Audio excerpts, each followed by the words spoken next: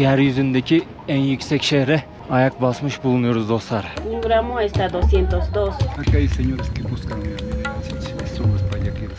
Resmen çöpten şehir. Buraya siyanür karışmış durumda, civa karışmış durumda. De todo el pueblo venimos a trabajar, hermano. İnsanların yaşadıkları metal barakaların yanından yukarıya doğru tırmanıyoruz.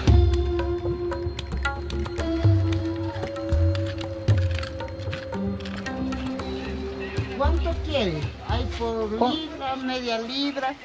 Tengo dos pesos, 2 soles. Tengo 2 soles.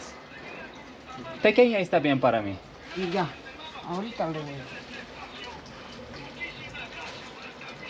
Muy bueno la coquita para la altura. Acá hay que... Sí, yo quiero ir. La Rinconada es 5000 metros, es muy alto. Muy alto. Sí, necesito coca. Ujú. La Rinconada es muy alto, más 5000. Acá es 4800. Acá Puno. Aquí Puno 3800, No, 4000. 4000. 4000. Ujú. 4800. 4800. Ajá, altura del mar. Muy alto. Ujú. Ya. Muchas gracias. Hasta luego. Günaydın dostlar. Kendime koka yaprağı aldım. Bugün bir aksilik olmazsa yüksek bir rakıma gideceğiz. Nereden çıkayım? Buradan çıkayım. Dedim bulsam Mercado'da bulurum koka sabah sabah. Şansa da bulduk. Baksanıza teyze buraya 4800 metre diyor. Şu an ben Puno şehrindeyim, Peru'nun. Bir önceki videoyu izleyenler hatırlayacaktır buraya geldiğimi. Ama burası 3800-3900'lerde haritanın söylediği. Gideceğimiz yer La Rinconada isminde bir şehir. 5100 ya da 5300 olarak geçiyor. Ben 5100 okudum birçok yerde. Teyze oraya 5800 diyor. Teyze neden öyle söyledi hiçbir fikrim yok. Ama yüksek bir rakama gidiyoruz. Bizi etkileyecek, o yüzden koka yaprağı aldım kendime. Neden koka yaprağı aldığımı da videonun ilerleyen kısımlarında anlatacağım dostlar. Umarım herkesin keyfi ve sağlığı yerindedir bu arada. Şimdi buradan bir tane minibüs bulmamız lazım. Juliaca isminde bir şehre gideceğim. Juliaca'dan da Rinconada'ya bir araç bulacağız. Hadi bakalım, yola çıktık. Bir tane araba bulduk şimdi. Hola, buenos días. 5 soles.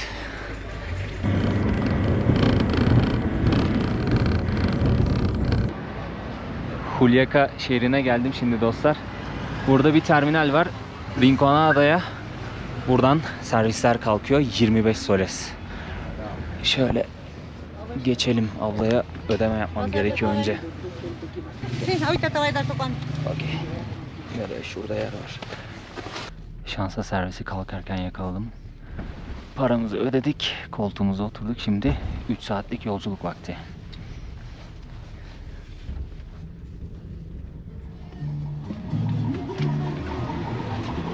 Yeryüzündeki en yüksek şehre ayak basmış bulunuyoruz dostlar. Çok kötü bir koku var. İğrenç bir koku var şu an. La Rinconada şehrindeyim. 3 saatlik bir yolculukla geldim buraya. 5100 metre rakımdayız. Çok kötü bir koku var.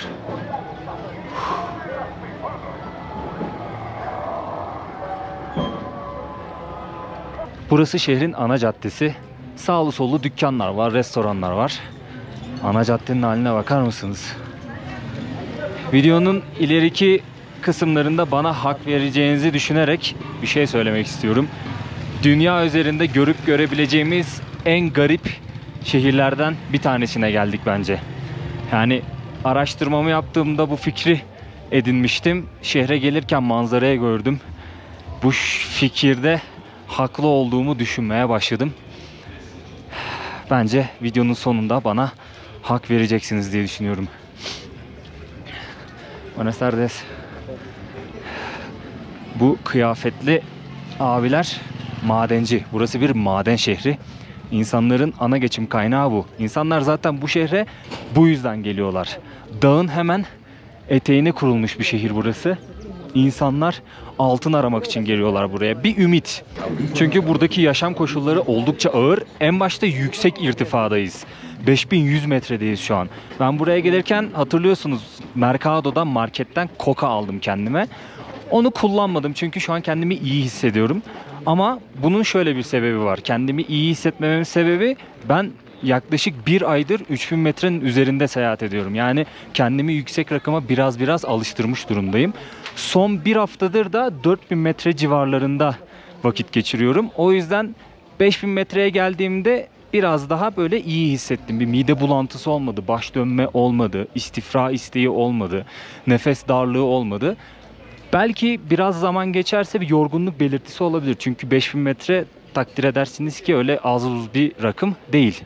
Baktım kendimi kötü hissediyorum. Koka yaprağı kullanacağım. Atacağım ağzıma.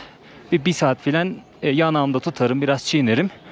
Koka yaprağının yatıştırıcı bir etkisi var. Nasıl oluyor? Yüksek irtifaya iyi geliyor. İşte baş ağrınız varsa baş ağrınızı geçiriyor. Baş dönmeniz varsa ona iyi geliyor. Böyle bir etkisi var. O yüzden buradaki insanların hemen hemen hepsi koka kullanıyorlar. Bakın teyze mesela koka yaprağını ayıklıyor. Çünkü uç kısmı var, dal kısmı. Onu koparmanız gerekiyor çiğnerken. Bakın burada koka yaprağı var. Yüksek irtifaya çıkacağınız zaman kendinizi alıştıra çıkartmanız gerekiyor.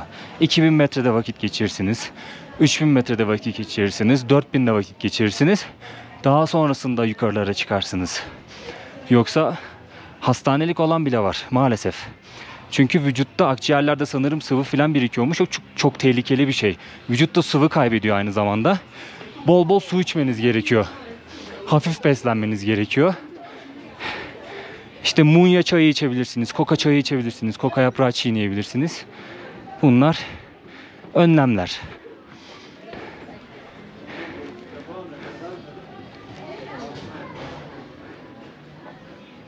Burada çıkarılan altınları değiştirdikleri, paraya dönüştürdükleri yerler var.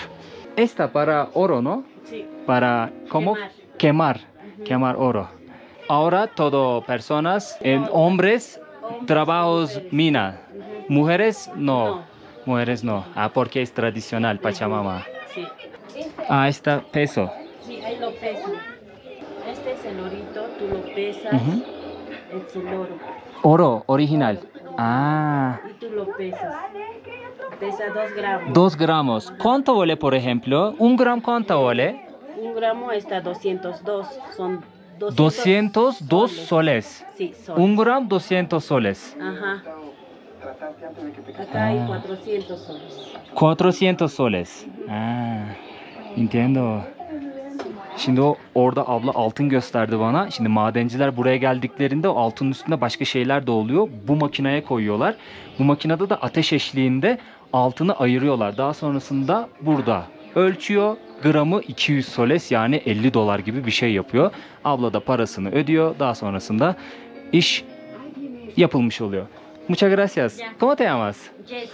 Jesse, mucho gusto. Mi nombre es Burak. Ya. Yo soy turco. Allá. Muchas gracias. Hasta luego. Bu caddede bir sürü böyle altın dükkanı var. Hepsinde o makinelerden var. Ayırıyorlar altınla diğer maddeleri. Altının gramını ölçüyorlar. Kaç paraysa paralarını alıyor madenciler.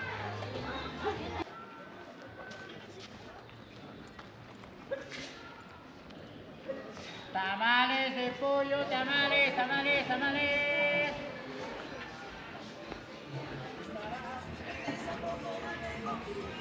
Birkaç tane madenci abi gördüm. Dedim böyle böyle ben video çekiyorum, röportaj yapıyorum. Sizinle de konuşabilir miyim dedim. Maalesef kabul etmediler. Onların yaptığı işi kısaca ben anlatmak istiyorum dostlar. Şimdi burada Rinconada şehrinde bir tane özel şirket var. Burası bir maden şehri demiştim. Altın madeni var burada. O şirket altın madenine işçi arıyor ve buraya gelen insanlar da o altın madeninde çalışıyorlar. Şöyle bir sistem var. Cocherero dedikleri bir sistem, yanlış telaffuz etmiyorsam. Buraya gelen işçiler 30 gün boyunca bu şirket için çalışıyorlar. Hiçbir para almadan, hiçbir karşılık almadan 30 gün boyunca çalışıyorlar. 31. gün sadece kendileri için çalışıyorlar. Buldukları her ganimet kendilerine ait. İstiyorsa 1 kilo altın bulsun, istiyorsa hiçbir şey bulamasın. O gün ne bulduysa tamamen kendisine ait. Bu çok riskli bir şey çünkü düşünsenize yani bir ay boyunca çalışıyorsunuz. Sizin gelirinizi belirleyen tamamen sizin şansınız oluyor.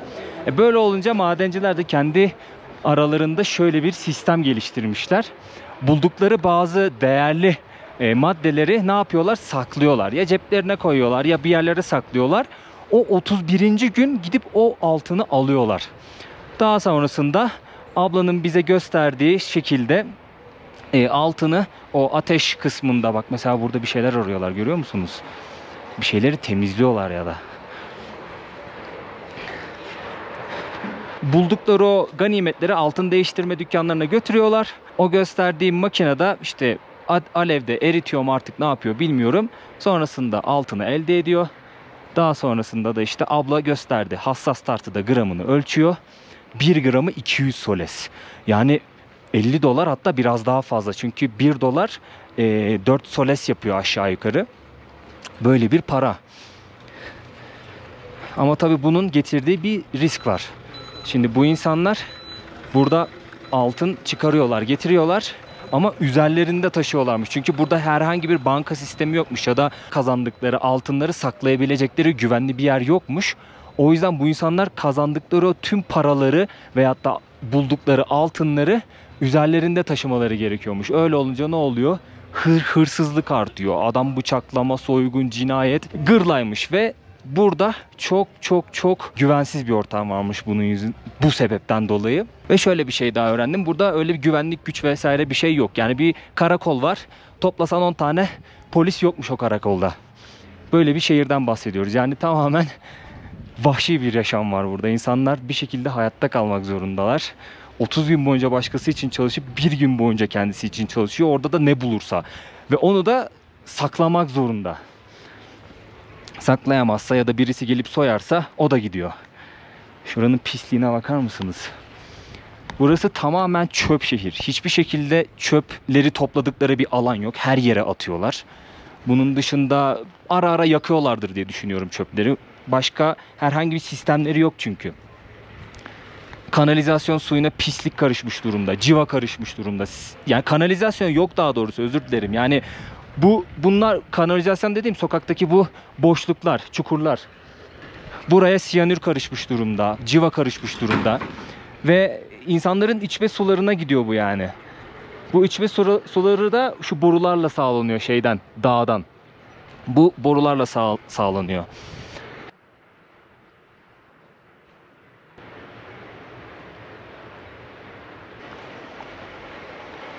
Şehrin genelindeki evler bu tip teneke evler. İnsanlar bu tarz teneke evlerde, barakalarda yaşıyorlarmış. Araştırdığıma göre evlerin içinde tuvalet, banyo ve mutfak yokmuş.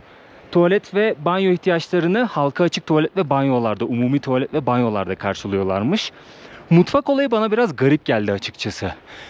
Belki o eski bir bilgidir, belki eksik bir bilgidir. Belki de doğru bir bilgidir, bilemiyorum. Güvenmek zorundayım. Birçok kaynakta bunu okudum çünkü. Mutfak yoksa ne yiyip ne içiyorlar? Restoranlarda yiyip içiyorlar tabii ki de. Pislik içerisinde aşırı tehlikeli bir şehir burası. Gelmeden önce çok uyarı aldım, hatta gitmeden de. Çünkü malumunuz yani. İnsanlar çok zor koşullarda yaşıyorlar ve güvenliğin olmadığı bir şehir. Öyle olunca ne oluyor? Doğal olarak suç oranı artıyor. Ben de turist olduğum için, bir de elimde kamera olduğu için şu an onu değerli bir şey olarak görüyorlar. Bende bir de para olduğunu düşünüyorlardır. Ya bana zarar verme olanakları oldukça fazla. Tabii bunu genel olarak şehirde yaşayan insanlara atfetmiyorum. Ama illaki burada yaşayan, bu tip işleri yapan insanlar da var. Olmasa niye bu kadar yüksek suç oranı olsun? Soygun, cinayet, adam yaralama. Oo, daha neler neler.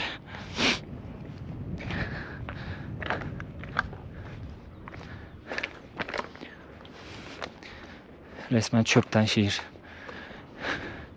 Geldiğimden beri insanların gözü benim üstümde. Bunu anlıyorum çünkü ben benden başka bir yabancı görmedim burada şu ana kadar.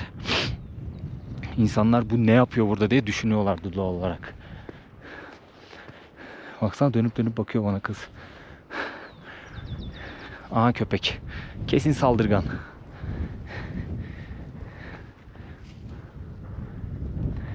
Madenler şu ileride ve biraz daha dağın yakınında kalıyor. Madenciler her gün işte 2 kilometre, 1,5 kilometre yürümek zorunda kalıyorlarmış. Hem merkeze doğru geri döneyim. Burası çünkü birazcık merkezin uzağında, ıssız bir yerde kalıyor. Ne olur ne olmaz. Önlemimizi alalım.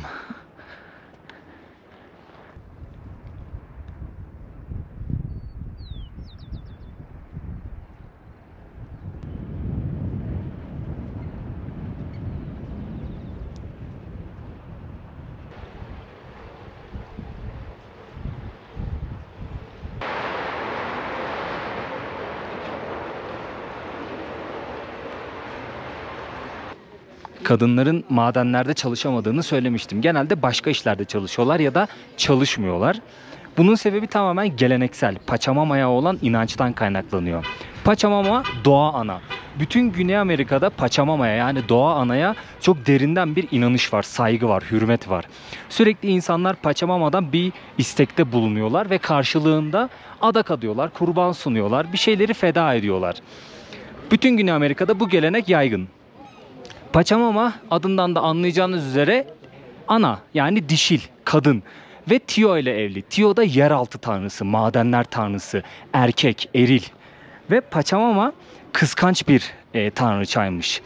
Böyle olduğu için yer altına yani Tio'nun mekanına, madenlere kadınların girmesini istemiyormuş, izin vermiyormuş. Eğer herhangi bir kadın yer altına, madenlere girerse Pachamama onları cezalandıracakmış. Yani inanış bu şekilde. Artık ölüm mü getirir, kaos mu getirir, başka bir şey mi getirir bilmiyorum. Ama inanış bu şekilde. O yüzden kadınlar madende değil de başka yerlerde çalışıyorlar ya da madenin yakınlarında altın arıyorlar. Bu arada madenlerin yakınına yaklaşmak yasak. Vur emri var. Yani burada madenleri işleten şirket vur emri vermiş güvenlik, kendi özel güvenliklerine. O yüzden kolay kolay yaklaşamıyorsunuz o bölgeye. Kadınlar da gidebildikleri bölgeye kadar yaklaşıp oralarda bir şeyler arıyorlar. Mesela daha demin sokakta gördük ya bir şeyler suyun içinde arıyorlardı. Büyük ihtimalle değerli bir şey arıyorlar. Çünkü başka ne yapabilir ki? Böyle sokak satıcıları, dükkan sahipleri, ne bileyim işte dükkanda çalışan garson, aşçı vesaire ya da otelde çalışan genellikle kadın ya da pazarcılık yapıyorlar. Böyle bir durum var bütün yani burada. Gerçi Güney Amerika'nın genelinde de öyle. Madenlerde çalışamıyor kadınlar. Burası bir maden şehri olduğu için buranın özelliğini daha net söyleyebilirim.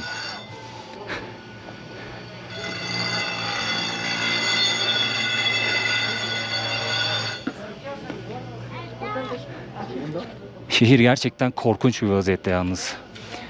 Yani eminim bu videoyu izleyenlerin hiçbiri bırakın burada yaşamayı, buraya gelmek bile istemezler. Görüntü korkunç, insanların yaşadıkları şartlar korkunç, koku korkunç.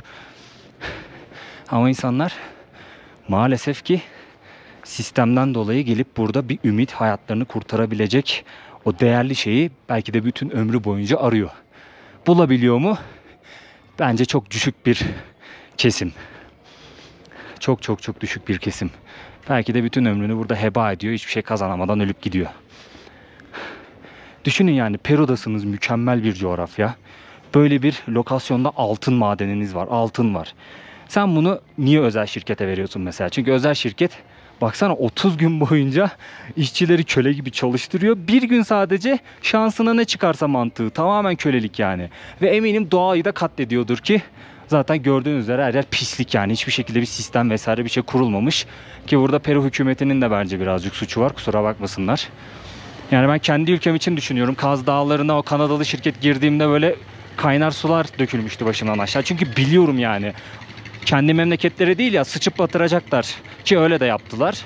Mahvedecekler doğayı, parayı kaldırıp defolup gidecekler. Ama o coğrafyada yaşayan biziz.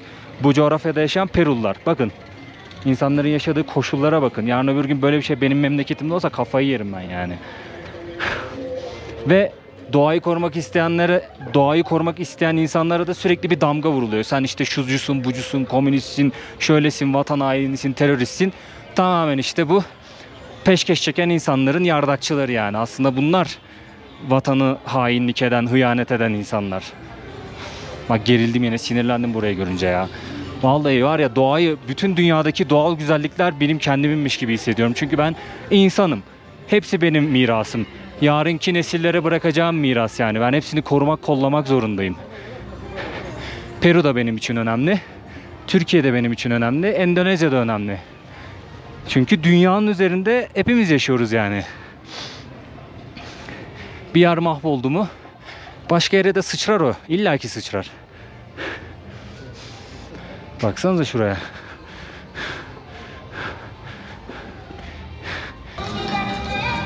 Bazı sokaklarda müzikal tarzı yerler var. Bizdeki pavyon gibi bir şey diyebilirim.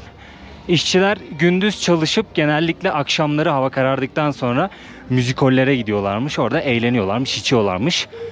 Ama şöyle bir olay gelişmiş belli bir süre sonra. Seks işçiliği artmış burada. Ve işin kötü tarafı 18 yaşından küçük kız çocuklarını seks işçiliğine zorluyorlarmış burada. Birçok kaynakta bunu okudum, kanım dondu. O yüzden sizlerle de paylaşmam gerektiğini düşündüm. Maalesef böyle bir durum varmış. Mesela şu saatte çalışmayan maden işçileri takılıyorlar, içiyorlar. Dinleniyorlar. Ama yani bu 18 yaşından küçük kız çocuklarını seks işçiliğine zorluyorlarsa, ki boşuna yazmadıklarını düşünüyorum ben o haberleri. Korkunç. Korkunç, yine korkunç. Şu vaziyete bakın. Yüksek irtifa değil de buradaki durum mahvetti beni ya. Yemin ediyorum çok sinirlendim yani. Çok sinirlendim hem de ya.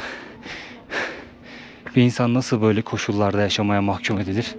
Nasıl zorlanır hiç aklım almıyor. Çocuk yetişiyor burada ya.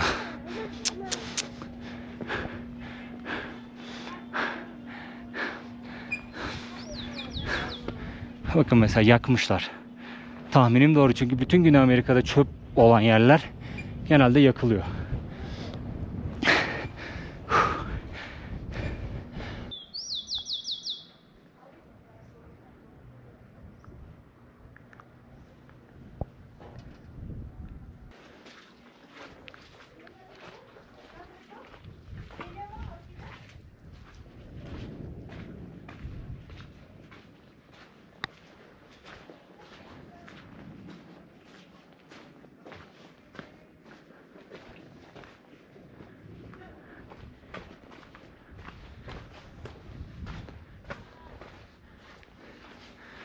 Burada su tankeri var. Dağdan getirdikleri suyu bu borularla getiriyorlar demiştim. Bir yerde muhafaza etmek istiyorlar demek ki. O yüzden bazı yerlerde tankerler var. Dediğim gibi kanalizasyon yok. Tamamen pis sular sokaklarda, caddelerde akıyor. O yüzden iğrenç bir koku var. Rezil bir yaşam. Burada mesela halka açık bir tuvalet, banyo var. Gece gündüz açık.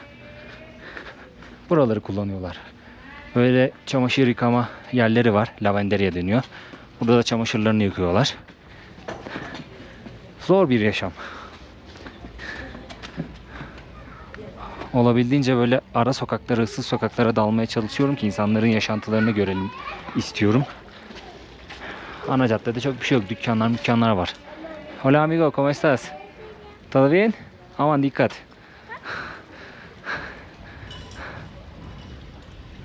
Aquí es muy peligroso. De día no, no, de Noche, no. En la noche. Día también tienes que cuidar, hay rateros. Roban. Te puede quitar la cámara. Sí. En la noche es más peligroso. Sí, más peligroso. De todo el pueblo venimos a trabajar nomás. Todo pueblo es trabajar. Trabajar. Mina. Mina. ¿Cuánto cuesta un mes, por ejemplo, para miners? ¿1,000 soles, 2,000 soles, 3,000 soles? ¿Qué va a Ay, hacer? eso. ¿Más o? Ah, por 4, por 5 días sacan los mineros 7.000, 8.000, 4.000 4.000 por 5 días. por 5 días. Ah, Uf, Eso están acá la gente. uf. De todos lados, desde Lima, de otros Acá está. departamentos. de otros departamentos, desde Lima nomás puede ser acá. No hay otra minería como acá. Hoy Ni parece nos entre- estás grabando, hoy Sí. te vas a hacer. Para Hola Turquía, es para Turquía. Hola Turquía, quiero que me manden euro, plata. No. Muchísimas gracias. Ya usted. Mucho gusto. Señor. Bu- Mucho gusto. eso. Sí. Hasta luego. Hasta Chao. Rápido llegas, ¿ah? Hasta ahí. Aquí. Ok. Çok tatlılardı ya. ¿Qué comer tienes? Tamalitos es. Tamalitos. Tamalitos de pollo, de puro maicito. ¿Cuánto vale? 5 solcitos. Uno por favor. Listo, papá. Yemek yiyelim bakalım ya. O sea, ¿Ustedes mineros? Por ejemplo, ¿cuánto cuesta ustedes un Sí. mes? ¿Cuánto cuesta trabajo? El trabajo no es seguro. con talcito le estoy dando, mira, No es dos seguro. todavía. A veces mira. encuentra, a veces no encuentra. Por 3 soles. Ah, no es seguro. No es seguro. Por ejemplo, 30 días para compañía, un día para ustedes trabajo, ¿no? Así nomás hace. Si el maíz es dulce. Difícil. Sí, difícil es. ¿Solito está haciendo? Sí, yo solo. ¿No te da de compañía? No compañía. Aquí peligroso. Sí, Es peligroso. sí. Porque es mucho oro, ¿no? No es eso. ¿No sé? Si no, por ejemplo, tienes tu camarita, ¿no es cierto? De repente es algo, entonces ahí... Hasta hay por alguien eso que te quiere apropiar tu camarita algo y Ah, roban. puedes robar y te pueden botar por ahí. Ah. Ajá. Hay que tener bastante cuidado. No mucho policía, No, Ahorita poquito. tu policía ha pasado, pues. solo pasar aquí. Ajá. Ahí arribita tiene su puesto.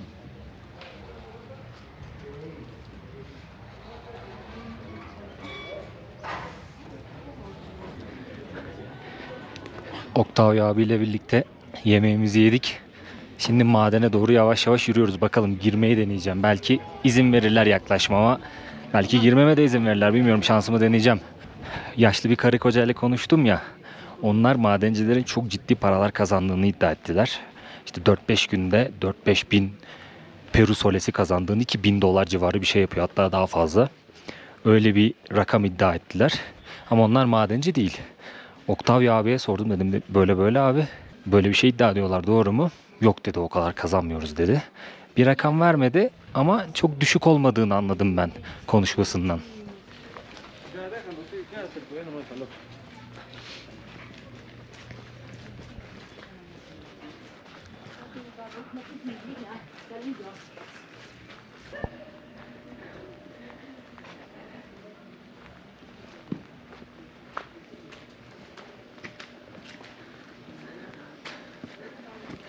Buenas tardes.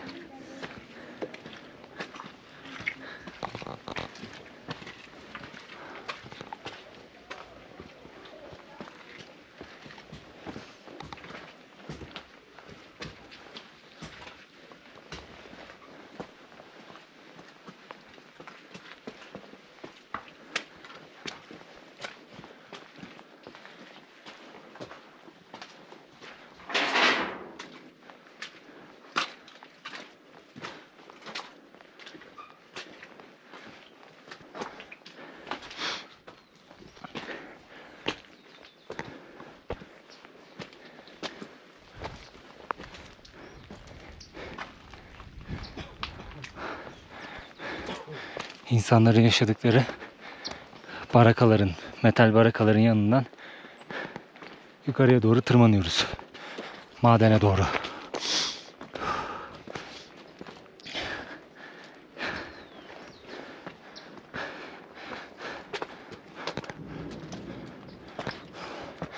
Yağmur da başladı.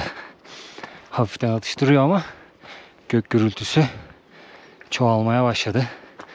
Sağanak yağış geliyor.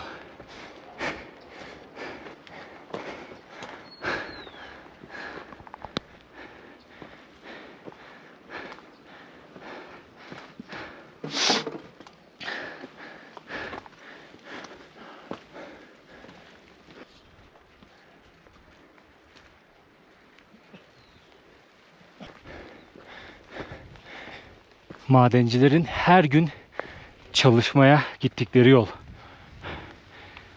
Manzara da bu şekilde. Bakar mısınız evlere? Her gün bu yolu yürüyorlar.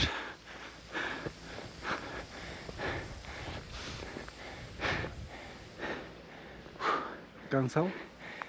Poco, porque es altura. Acá hay señores que buscan minerales, son los payaqueros. Ah, mineras, a buscar mineras, ¿no? Ah, ese es lo que han sacado dentro de la mina. Aha. Eso a veces sale, pero no, porque eso buscan eso afuera. Cantidad que buscan. Kadınlar madene giremiyor demiştim. Ama madenin yakınlarında altın ya da değerli parçalar arıyor demiştim. Anında ablalarımız, hatta yukarıda da var. Madenin çevresinde, yakınlarında değerli eşyalar arıyorlar. Değerli parçalar arıyorlar. Altın olur, başka bir şey olur artık. Şanslarında ne çıkarsa. Dolu yağmaya başladı. Birazcık bozuyor hava. Şehir böyle işte.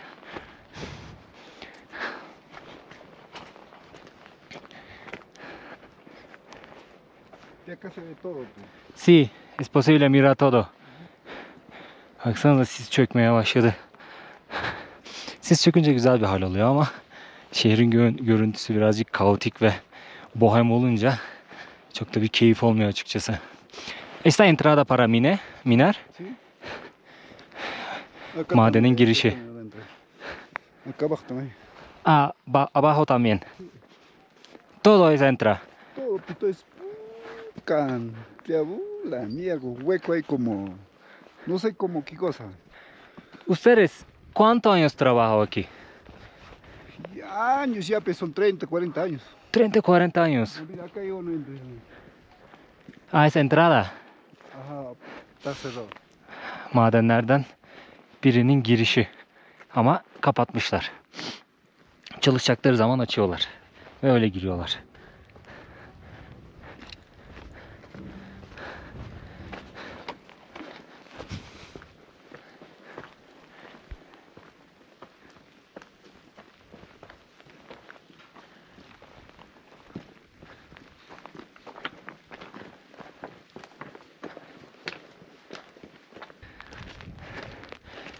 Abi beni kapanan yasaklı bir yere getirdi. Şu an burada olmamamız gerekiyor dedi. İnsanlar buraya gelip burada arama yapıyorlarmış. Gizli gizli. Madeni işleten şirketin haberi olmadan belki de, bilmiyorum. Öyle içeri doğru gidiyor. Eğer diyor dedektör varsa diyor buralarda birçok şey bulabilirsin diyor. İnsanlar işte dedektör yok ama bir şekilde arıyorlar. Hola, ¿cómo estás? Baksana gencecik. Daha çocuk ya. Çocuk. Giymiş madenci kıyafetini. Bir şekilde bir şeyler bulmaya çalışıyor. Orada ablalar bak buldukları şeyleri çuvallara dolduruyorlar. Aşağı götürüyorlar. Bir de orada inceleme yapıyorlardır. Buenas tardes. ¿Cómo estás?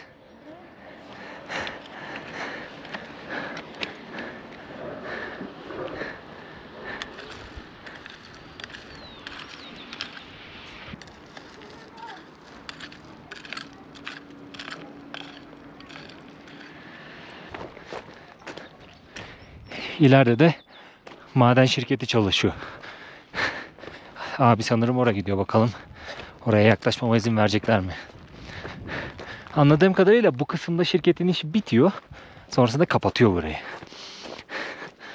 İnsanlar geliyorlar, şirketten sonra ne bulurlarsa artık.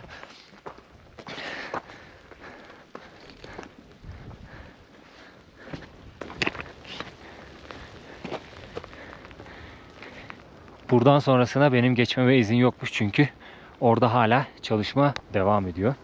Hatta şu aşağıda da çalışma varmış. 2 tane madenin girişi varmış aşağıda. Abi bana gösterdi sağ olsun. Octavio abi. Baksanıza. Birden sis çöktü. Dolu yağmaya başladı, ufaktan yağmur da atıyor. Yani kar yağıyor diyebilirim şu an. Doludan çok kara döndü gibi. Şimdi şehre geri dönüyorum. Burada çıkarıyorlarmış altınları işte ya da değerli şeyleri aşağıda ayrıştırıyorlarmış. Daha sonra şirket kendi namına alıyor. Buradaki işçiler kendi namına çalıştığı zaman da aşağıda o dükkanlarda, Oro yazan altın dükkanlarında temizliyorlar. Gramını ölçüyorlar, parasını alıyorlar.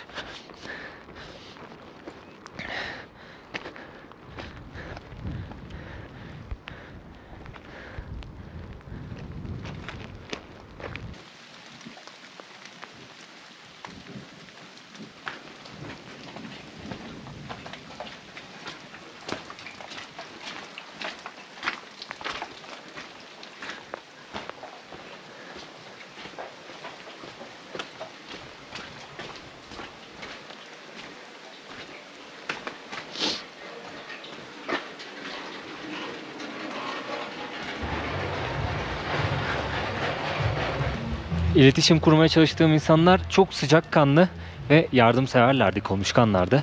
Sağ olsunlar, güzel karşıladılar beni. Octavia abi de madenleri gösterdi. Buranın manzarasını gösterdi. Benimle şehre kadar geri döndü. Ben çalışmaya çıktı zannetmiştim. Halbuki bana göstermeye çıkmış manzarayı ve madenleri. Sağ olsun. Artık daha ne gösterebilirim, ne anlatabilirim bilmiyorum dostlar. Buraya veda vakti. Şeytanın cennetine veda ediyoruz. Buraya şeytanın cenneti diyorlar çünkü. Söylediğim gibi yeraltı tanrısı, madenler tanrısı Tio. İşte İspanyollar Tio'yu bir şeytan olarak tasvir etmişler ki daha rahat yerli insanları sömürüp onları madenlerde çalışmaya zorlayabilsinler. Şeytanın cennetine veda ediyoruz. Umarım bilgilendirici bir video olmuştur. Birçok şey anlattığımı düşünüyorum. Kafamdakileri en azından anlattım. Eksik, gedik varsa affola dostlar. Bu videonun yayılmasını sağlarsanız beni çok mutlu edersiniz. Çünkü ben önemli bir video olduğunu düşünüyorum. Yani yıl 2004, insanların yaşadıkları koşulları, çalıştıkları şartları görüyorsunuz. Maalesef hala böyle bir gerçeklik var. O yüzden bu video ne kadar çok izlenirse belki bazı şeyleri daha net anlamamıza sebep olur ve ben de buna vesile olmuş olursam ne mutlu bana.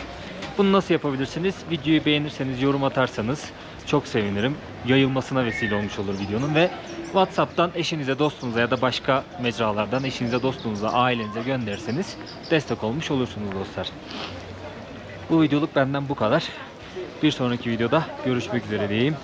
Adios amigos diyorum. Dünya üzerindeki çalışan herkese sevgi ve saygılarımı iletiyorum. Özellikle madencilere kocaman sevgiler, saygılar, hürmetler. Bolivya'da Potosi'de madeni ziyaret etmiştim. O video kanalımda var.